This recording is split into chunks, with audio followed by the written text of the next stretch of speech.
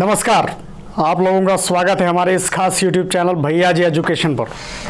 आज हम लोग पढ़ने जा रहे हैं अभिप्रेरणा के बारे में। आखिर अभिप्रेरणा यानी कि मोटिवेशन एक ऐसा स्रोत होता है, मोटिवेशन एक ऐसा कारक है जो कहीं ना कहीं आपकी प्रगति के लिए पूर्णतः उत्तरदायी होता है। मोटिवेशन के बहुत सारे एस्पेक्ट्स हो सकते हैं, बहुत सारे कार्य क्षेत्र हो सकते हैं, यानी कि वर्क फील्ड यानी कि स्कोप जिसको आप बोलते हैं, साइकोलॉजी की भाषा में कार्य क्षेत्र को स्कोप बोला जाता है। यानी कि अगर इस कार्य क्षेत्र अभिप्रेरणा के कार्य क्षेत्र के बिहाफ पर यदि आप अपने जीवन में उत्तरोत्तर प्रगति करना चाहें तो निश्चित रूप से एक अहम योगदान अदा करती है। वो कौन सी चीज़ है, वो कौन सा कारक है, वो आपका है अभिप्रेरणा यानी कि मोटिवेशन। तो मोटिवेशन के बारे में जब हम लोग बात करते हैं तो हमारे जहन में एक ख्याल आता है कि आखिर इंस्पिरेशन और मोटिवेशन में क्या अंतर होता है। What is the basic difference between motivation and inspiration. हम लोग किसी से इंस्पायर हो जाते हैं, उसके चरित्र में कुछ विशेषताएं होती हैं। There are several kinds of characteristics in a particular human being by which we can get influenced in our daily life, but we have to remember that motivation is that kind of process in which we are doing work self. यानी कि जब हम लोग खुद कोई काम करते हैं, स्वयं कोई काम करते हैं, तो वो आपका कहलाता है इंट्रिंसिक मोटिवेशन यानी कि आत्म प्रेरणा। अभिप्रेरणा के दो अंग होते हैं। कौन कौन से दो अंग हैं आपका? पहला होता है आत्म प्रेरणा,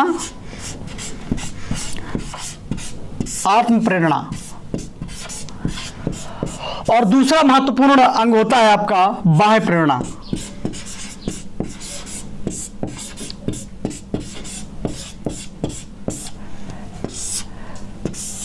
मान लीजिए आपको कोई कार्य क्षेत्र दिया गया जिसमें आपकी निपुणता है, यानी कि you are skilled in a particular field and you are given a task and you have to perform on the behalf of the public demand. So you have to focus. What is meant by आत्म प्रेरणा? It means intrinsic motivation. What is meant by intrinsic motivation? Intrinsic motivation में जब ये होता है कि हम लोगों को कोई कार्य दिया जाता है, उस कार्य में कह सकते हैं आप आपके क्षेत्र विशेष में आपकी सिद्ध हस्तता या महारतता हासिल होती है। आप क्षेत्र विशेष के महारथी होते हैं। मान लीजिए आपको कोई टास्क दिया गया, कोई बालक है जो कि विज्ञान के क्षेत्र में बहुत ही अभूतपूर्व प्रगति कर चुका है। पूर्व के काल में विज्ञान के क्षेत्र में उसकी विशेष रुचि भी है।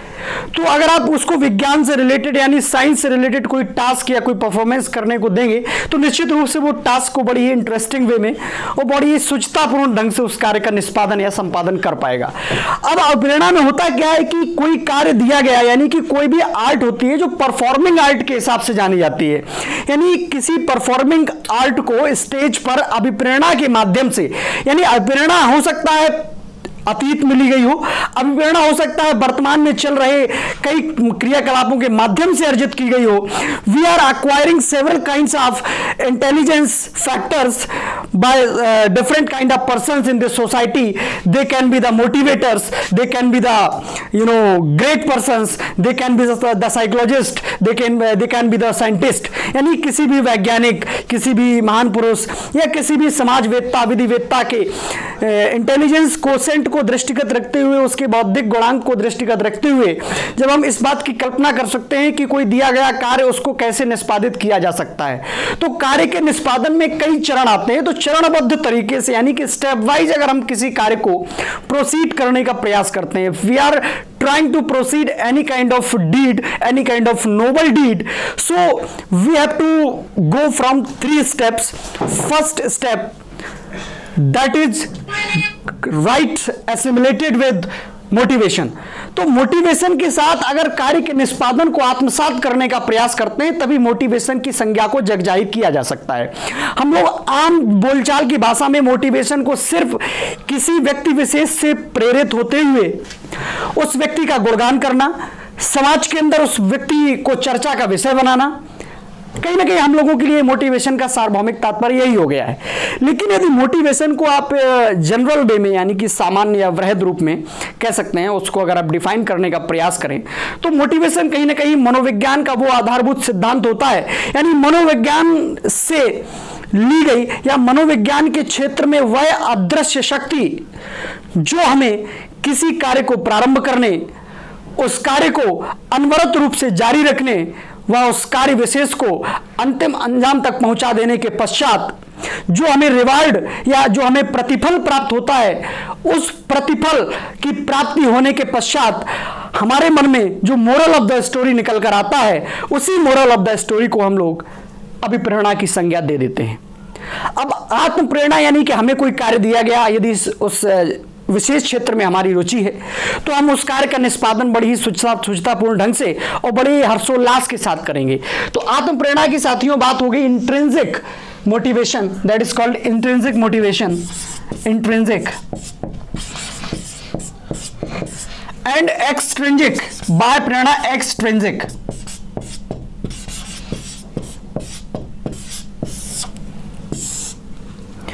मान लीजिए कोई बालक किशोरावस्था में है, यानी कि उसकी किशोरावस्था की स्टेज चल रही है।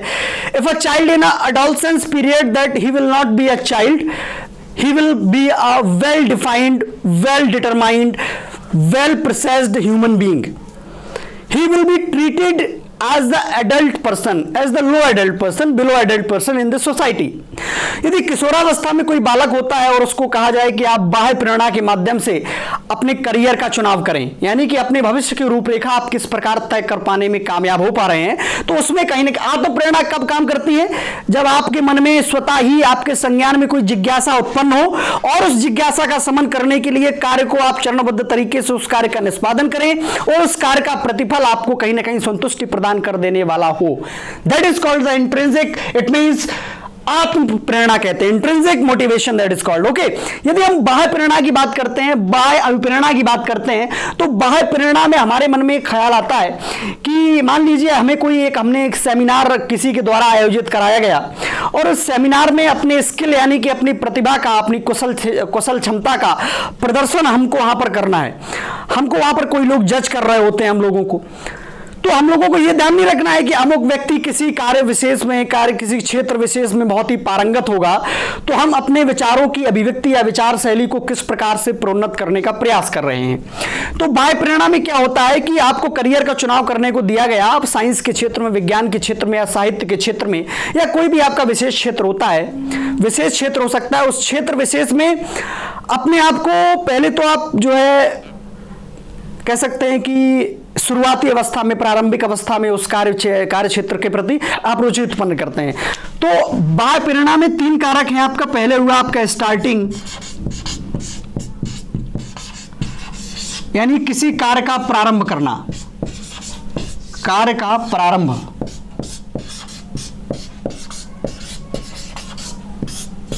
दूसरा है आपका सस्टेनिंग,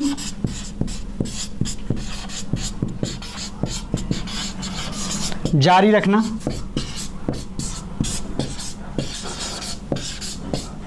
और तीसरा है आपका रेगुलेटिंग।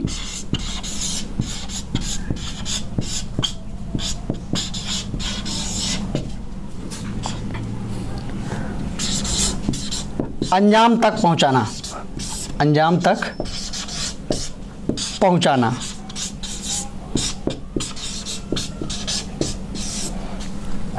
इट मीन्स बाह्य प्रेरणा की जब हम लोग बात करते हैं, यानी कि एक्सट्रिंसिक मोटिवेशन जो कि अभिप्रेरणा का एक महत्वपूर्ण अंग होता है, और इसी एक्सट्रिंसिक जो मोटिवेशन होता है उसके व्याप पर बालक जब किशोरावस्था में होता है, एडोलसेंस पीरियड, यानी कि 13 वर्ष से 19 वर्ष की जो अवस्था होती है, उसमें वो वैयक्तिक विभिन्नताओं के आधार पर, व्यक्ति विशेष में वैयक्तिक विभिन्नताएं होती हैं।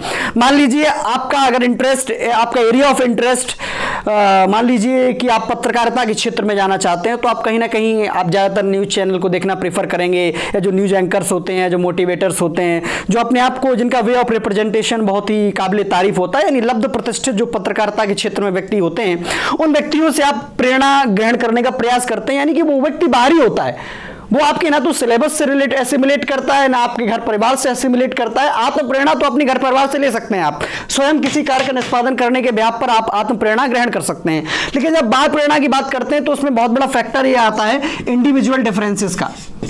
साथियों, इंडिविजुअल डिफरेंसेस, इंडिविजुअल डिफरेंसेस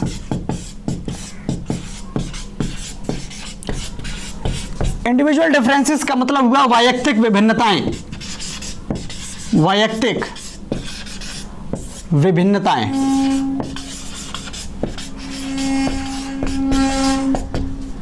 यानी जब हम लोग इंडिविजुअल डिफरेंसेस की बात करते हैं, यानी वैयक्तिक विभिन्नताओं की बात करते हैं, तो यदि आपको ऐसा कार्य दिया गया जिस कार्य विशेष में आपकी रुचि नहीं है, तो कहीं ना कहीं उस कार्य का निष्पादन आप सुचारू रूप से नहीं कर पाएंगे।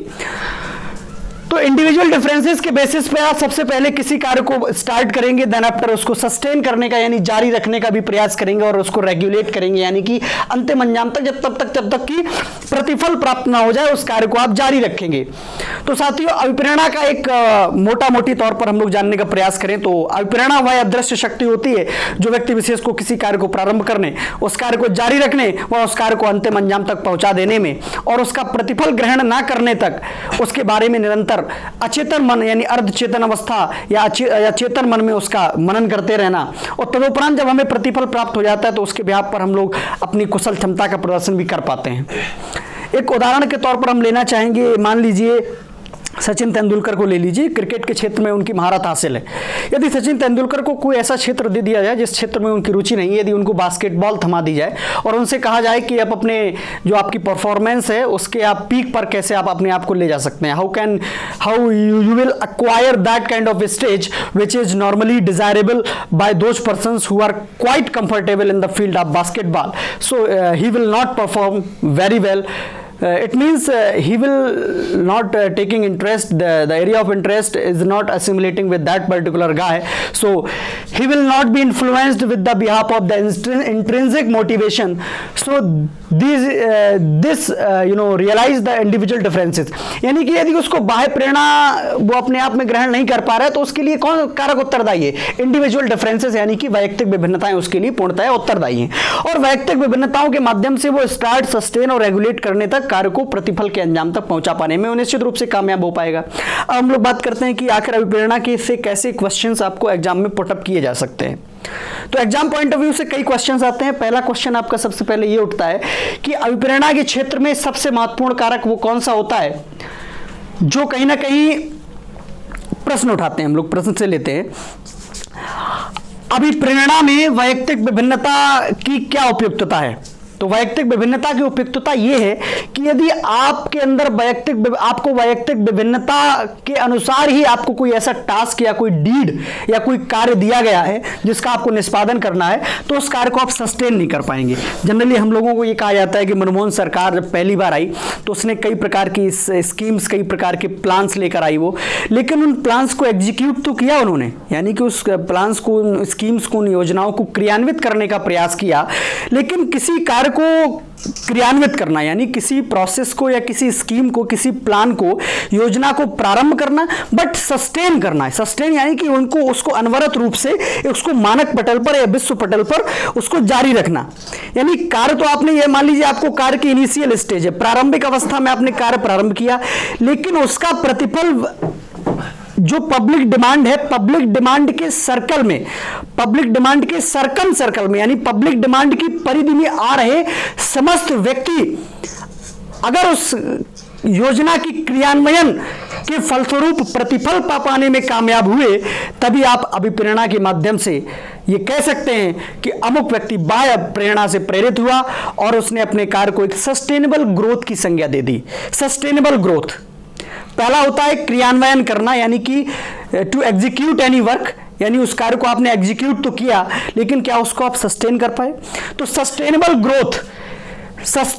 Growth is the biggest factor of individual differences assimilating with the motivation. अभिप्रेरणा का एक महत्वपूर्ण कारक होता है सस्टेनेबल ग्रोथ, यानी किसी कार्य को जारी रखना। यानी कि कार्य तो आपको दे दिया गया, लेकिन यदि कार्य में आप निरंतर रूप से नूतनता का समावेशन नहीं कर पा रहे, यानी कि निश्चित रूप से जो एक नई ऊर्जा का संचार आपको करना चाहिए था, उस नई ऊर्जा का संचार आप अगर नहीं कर पाए तो आपकी अभिप्रेरणा अधूरी मानी जाती है। तो अभिप्रेरणा के लिए सबसे पहला कारक उत्तरदायी हो गया। अब प्रश्न आते हैं जो सीटेट सुपरटेट में, उसमें होता है कि अभिप्रेरणा के लिए कौन कौन से कारक उत्तरदायी हैं। तो पहला कारक हो गया वैयक्तिक विभिन्नता, यानी कि कार्य क्षेत्र में रुचि होने के निमित्त यदि व्यक्ति विशेष को वैसा ही कार्य दिया गया जिस कार्य विशेष में उसकी रुचि हो, जिस कार्य विशेष में उसका लगाव हो, if any person is affectionate toward any particular deed, so he will perform deed with full enthusiasm, it means enthusiastically. And the second one is sustainable growth. कौन सा हो गया? sustainable growth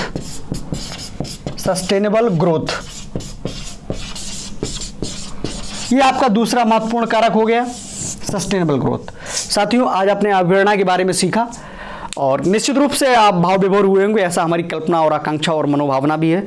साथियों, आज के लिए इतना ही। नमस्कार।